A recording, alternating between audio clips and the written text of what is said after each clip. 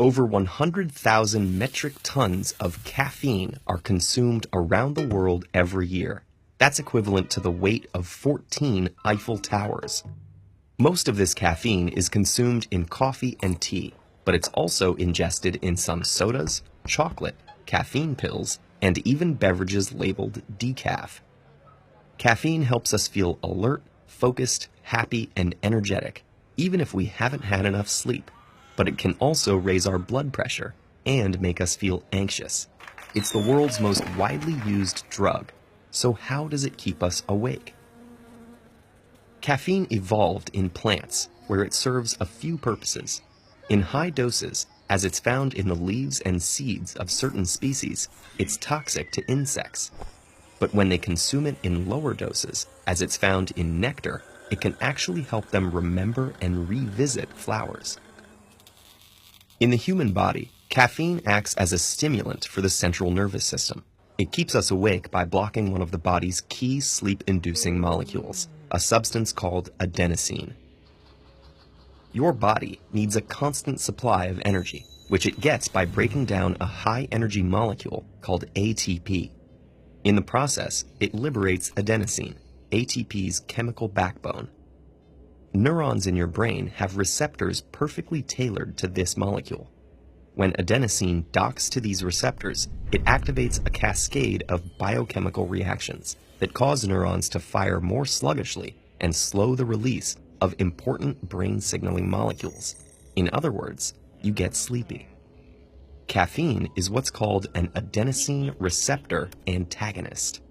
That means it derails this process of slowing your neurons down by blocking adenosine receptors.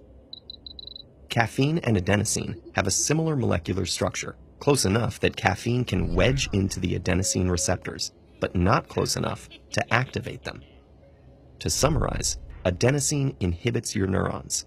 Caffeine inhibits the inhibitor, so it stimulates you. Caffeine can also boost positive feelings. In some neurons, the adenosine receptors are linked to receptors for another molecule called dopamine. One of dopamine's roles in the brain is to promote feelings of pleasure. When adenosine docks in one of these paired receptors, that can make it harder for dopamine to fit in its own spot, interrupting its mood-lifting work. But when caffeine takes adenosine's place, it doesn't have the same effect, and dopamine can slide in. There's evidence that caffeine's effects on adenosine and dopamine receptors can have long-term benefits too, reducing the risk of diseases like Parkinson's, Alzheimer's, and some types of cancer. Caffeine can also ramp up the body's ability to burn fat. In fact, some sports organizations think that caffeine gives athletes an unfair advantage and have placed limits on its consumption. From 1972 until 2004, Olympic athletes had to stay below a certain blood caffeine concentration to compete. Of course, not all of caffeine's effects are so helpful.